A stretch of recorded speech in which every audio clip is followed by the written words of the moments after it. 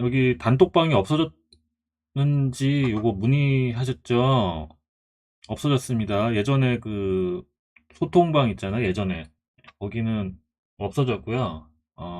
모르시는 분이 많이 계신 것 같아요. 문의하시는 분이 계신데 제가 독립을 한 관계로 제가 따로 이제 활동을 하고 있습니다. 물론 여기 유튜브는 그대로 유지가 되고 단톡방이나 카페는 제가 따로 만들어서 개별 활동을 하고 있는 점 참고해 주시기 바라고요. 자, 오늘 뭐 어제 시장이 상당히 강했죠. 그리고 오늘 같은 경우에는 시초에 살짝 상승을 하는 듯 하더니 제 강세였던 종목들이 우수수 떨어졌습니다. 근데 오늘 김지희님이 매매일지 올리신 거 보고 깜짝 놀랐어요. 어, 어떻게 또 이런 게 우리가 한두 번 겪은 게 아니잖아요. 그러니까 아, 시초에 다 수익 확보하시고 매매를 끝내신 그 매매일지들을 올리신 거 보시고 이제 잘 적응하셨구나. 잘 적응하셨구나. 그런 생각을 했습니다. 이게 뭐 자주 있는 일이라 가지고 뭐 이상하지도 않죠, 사실. 그죠?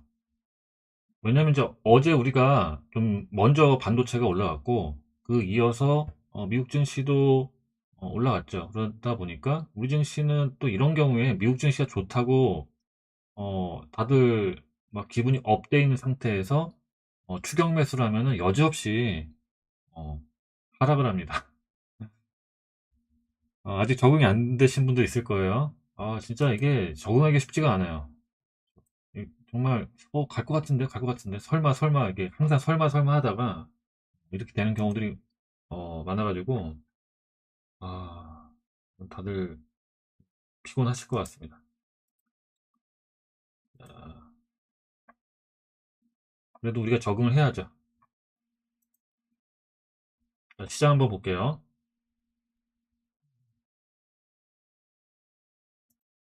자, 저번 공개 방송 때도 어떤 이제 우리 시장 자체가 뭐 현물 시장도 있지만 파생 시장과 또 연동돼서 또 프로그램들이 운영이 되다 보니까 어, 우리가 이런 특징만 좀 알면은 조금 피할 수 있거나 아니면 저점을 잡는데 조금 힌트를 얻을 수 있다 이런 말씀을 드렸었어요.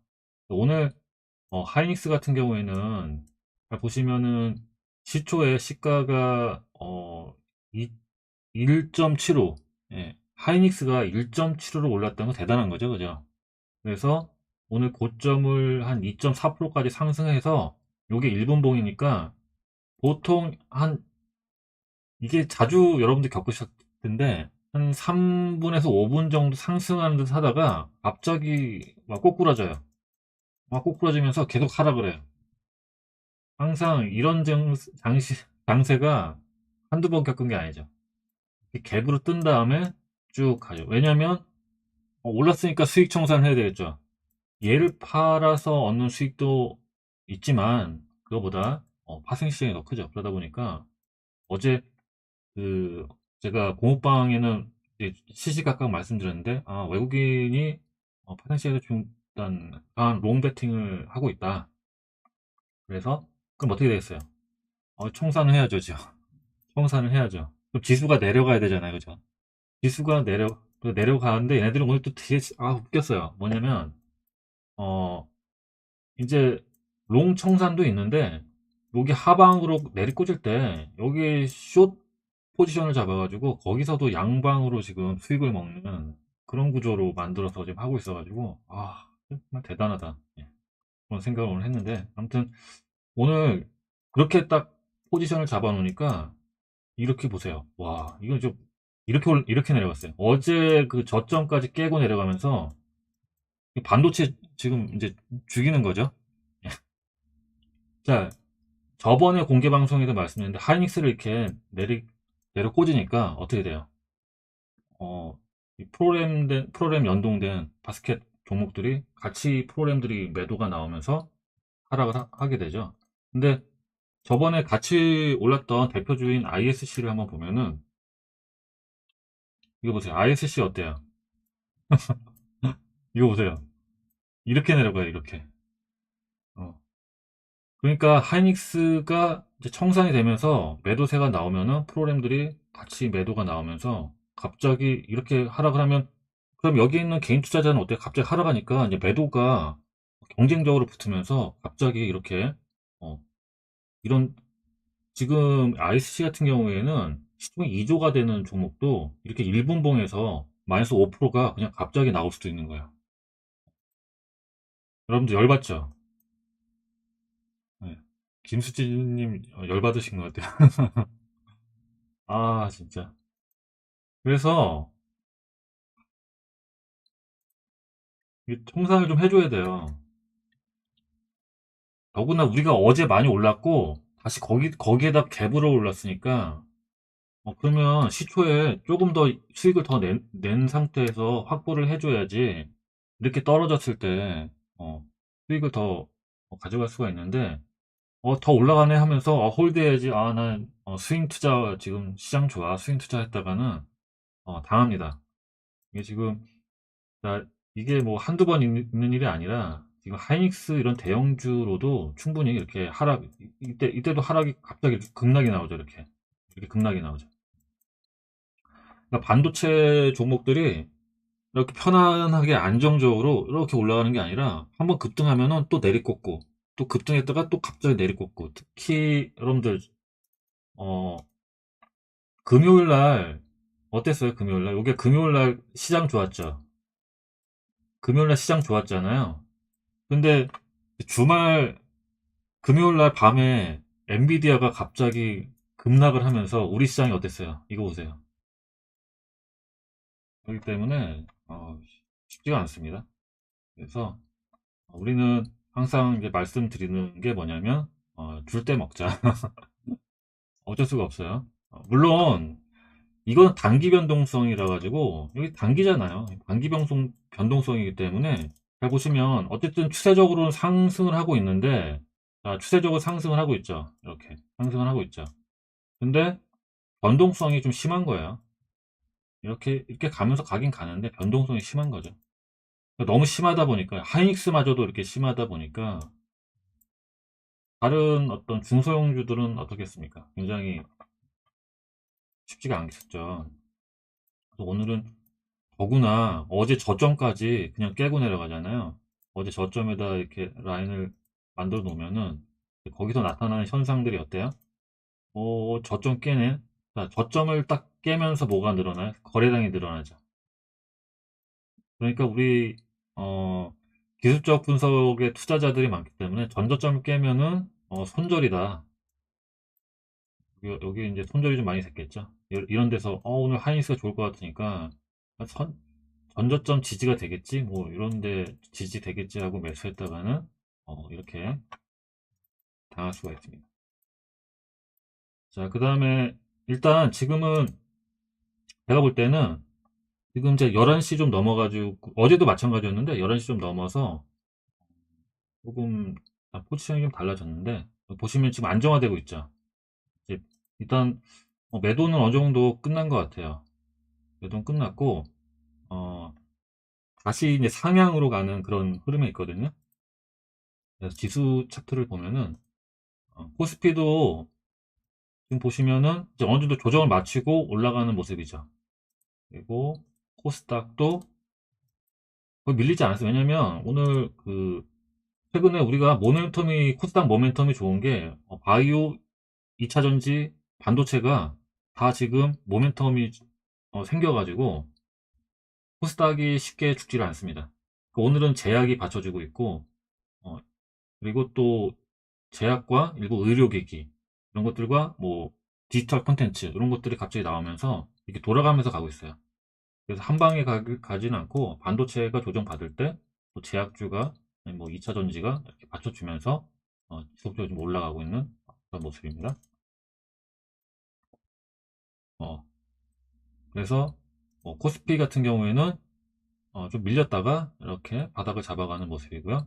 그래서 결론적으로는 어떻게 되어 있냐면은 제가 볼 때는 시초에 어제 롱 베팅이 강하게 됐기 때문에 시초 청산도 하면서 청산할 때 지수가 내려가니까 하방 숏 세팅을 하면서 여기서 수익 먹는 구조, 여기서 끝났고, 그 다음에 방향성은 오늘 변동성 방향은 또 상방이에요. 그래가지고, 다시 제가 볼 땐 오전 11시부터 12시까지 이렇게 횡보를 하다가 또 오후에 상승할 수 있는 그런 흐름으로 전개가 되고 있는 것 같습니다.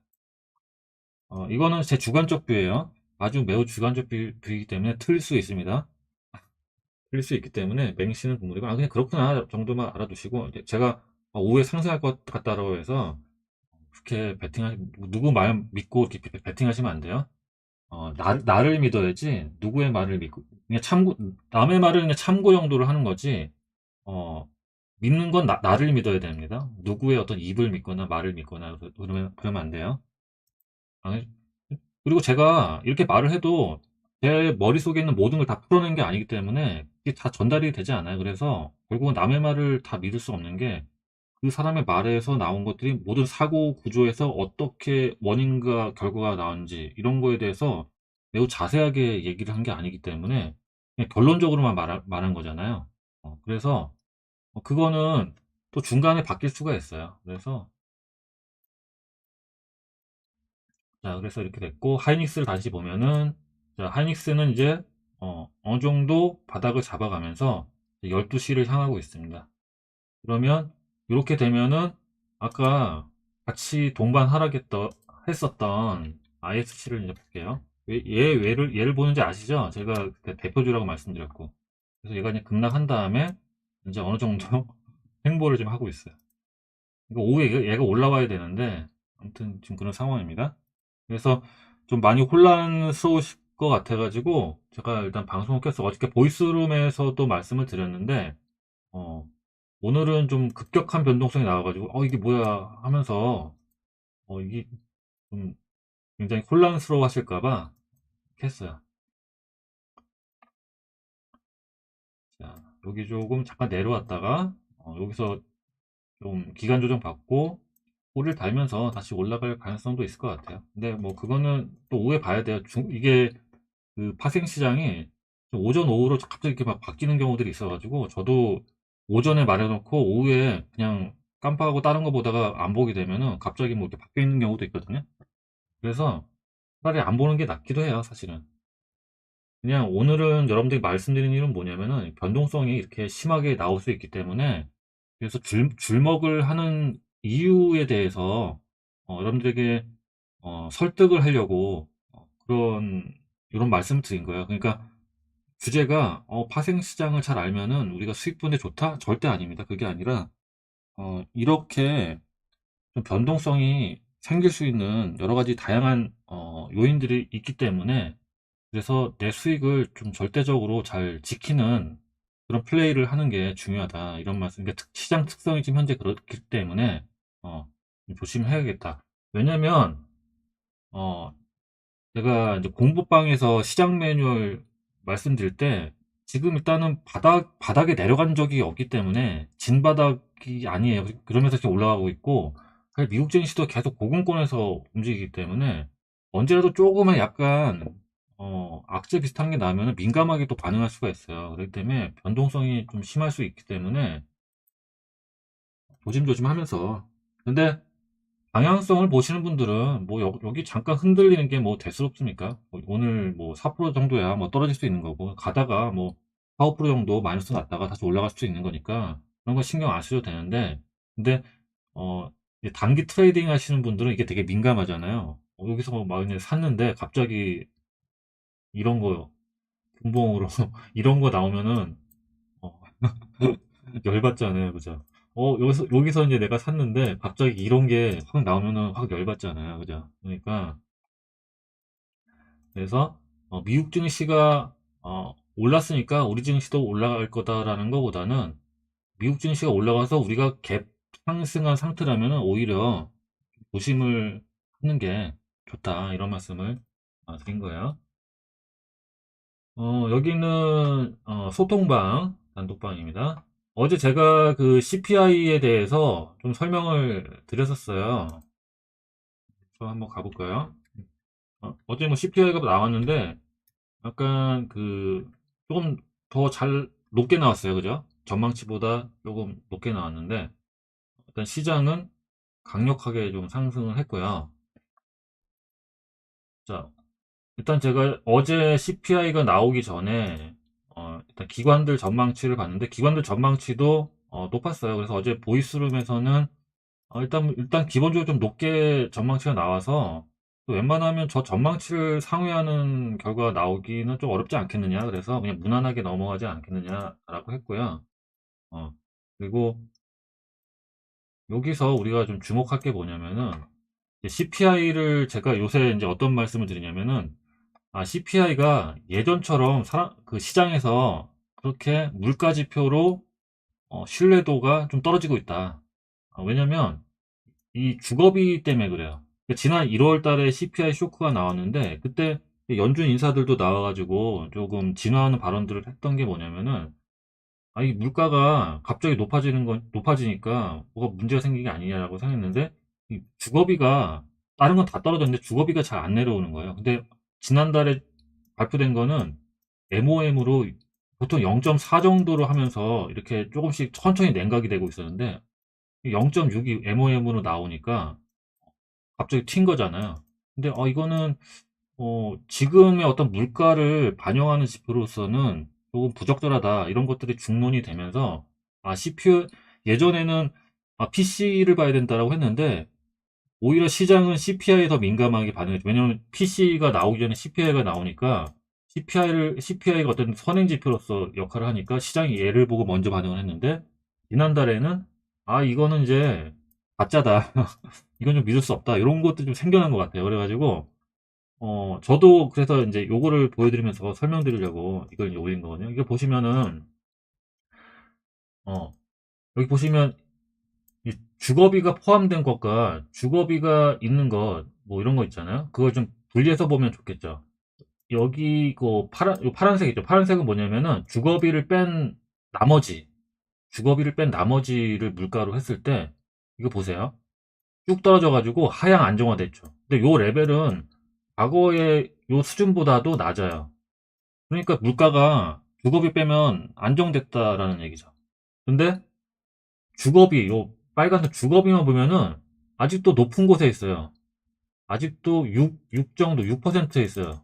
그리고 천천히 내려와요. 그래서 얘가 우리가 지금 현재 물가를 판단하는데 너무 후행적이기 때문에 적절치 않다라는 것도 이게 또 얘가 비중이 높아요. CPI에 기여하는 비중이 상당히 높다 보니까 얘가 조금이라도 0.4였다가 0.6으로 올라가는 것만으로도 CPI 쇼크가 나올 정도로 비중이 높으니까. 그래서 그러니까 이런 것들은 뭐냐면은 이제 우리가 임대 계약 같은 거 하면 이제 렌트 같은 게 임대 계약으로 하면 그게 어쨌든 뭐 1, 2년 계약으로 하잖아요. 주기성이 있기 때문에 이 임대 계약이 갱신되거나 뭐 다시 재계약된다든지 그런 시점에서 이런 것들이 갱신이 되다 보니까 되게 느려요. 그래서 예전에도 제가 공부방에서 작년부터 요 CPI 많이 말씀드렸는데 얘가 좀 후행이 한 1년에서 한 1.5년? 이게 좀 후행하는 좀 특성이 있어가지고 그래서 얘는 좀 애매하다. 물론 이 나름의 이유가 있겠죠. 근데 우리가 지금 현재의 물가를 민감하게 판단하는 데 있어서는 아무래도 CPI는 좀 부적절하지 않겠느냐. 그런 게 좀 있어요. 아무튼 어 그래서 이러한 이유로 점점 CPI보다는 PC를 더 중요하게 보는 것 같다. 그러니까 이 수치에 대한 시장의 반응이 예전만 못하다. CPI에 대해서는 예전만 못하다. 이제 이런 말씀을 어제 이제 드렸던 거죠. 드렸고 어 그래서 뭐 CPI가 그냥 일단 전망치 자체도 좀 높게 나왔고 그게 지난주부터 나와가지고 사실 뭐 시장 반응이 없었거든요. 뭐 시장이 뭐 그 정도는 그냥 무시하고 가겠다. 요게 시장 반응이었고 그 CPI가 다가오는데도 불구하고 시장이 그렇게 민감하게 반응하지 않고 예전 같으면은 경계성 출해 물량들이 나오면서 시장이 좀 하락을 했을 텐데 또 어제 이제 결과가 나왔고 결과를 나온 거 보면은 어때요? 전망치보다 다 나았죠. 여기 이제 가장 중요한 게 근원 소비자 물가인데 MOM으로 0.3인 전망을 했는데 0.4가 나왔어요. 또 YOY도 3.2로 더 많이 났고 0.1bp 더 많이 나온 거죠. 그러니까 어떻게 보면 얘는 CPI 쇼크가 나온 건데 어제 또 시장이 또 재밌었던 게 뭐냐면은 어 보시면은 CPI가 나오니까 급락을 했어요. 급락을 했는데 진짜 순식간에 전고점을 돌파해가지고 올라갔어요. 와, 이거는 인간의 판단이라고 보기에는 이건 기계적 판단일 것 같아요. 이건 좀 기계적인 판단일 것 같아요.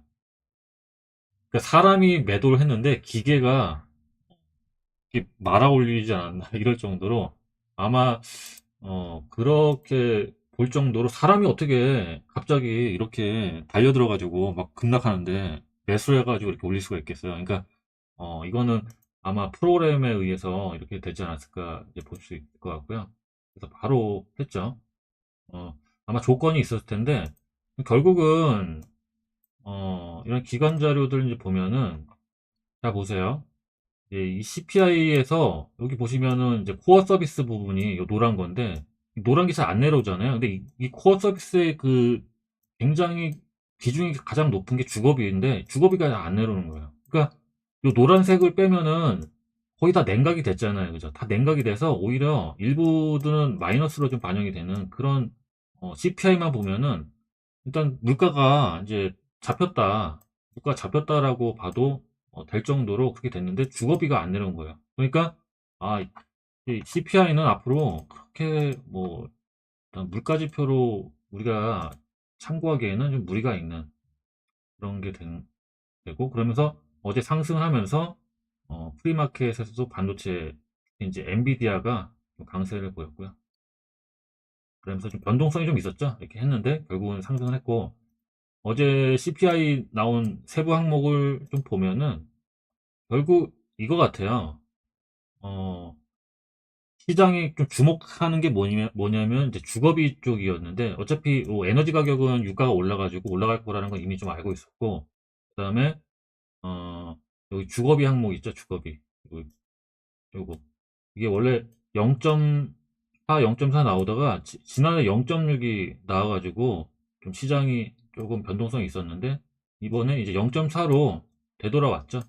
그래서 뭐 전반적으로 봤을 때 그렇게 뭐 특별히 뭐 꼭 집어가지고 물가가 좀 심각하게 올라간다, 다시 반등한다라고 하는 포인트들은 없기 때문에 그냥 얘가 좀 일시적으로 튄 거고 다시 돌아왔다라는 정도로 해석하지 않았나.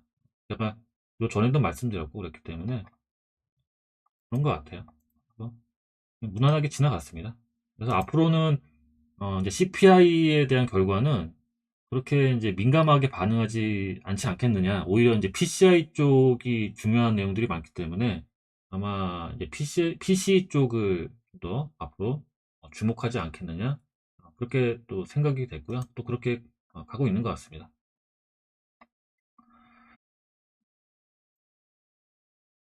그다음에 위메이드, 플레이. 이것도 장중에 좀 갑자기 급등해가지고 올라갔고 위메이드 맥스 또 급등 나왔고 뭐 재밌죠? 종가 베팅 강의 들으시면 좀 재밌을 거예요. 검색식을 만들었는데 최근에 제가 검색된 종목만 이렇게 올려드리고 하고 있는데 뭐 올라요. PNK도 올랐죠. PNK. 얘도 종목이 많이 나오는 게 아니라 뭐 그냥 한두 개 정도 나오는데 보면 차트도 괜찮고 그다음에 변동성 나와가지고 하고 있고 괜찮은 것 같습니다. 자, 이상 마치겠습니다. 점심시간 이제 시작되니 점심 맛있게 드시고 이따가 또 단톡방에서 뵙겠습니다. 감사합니다.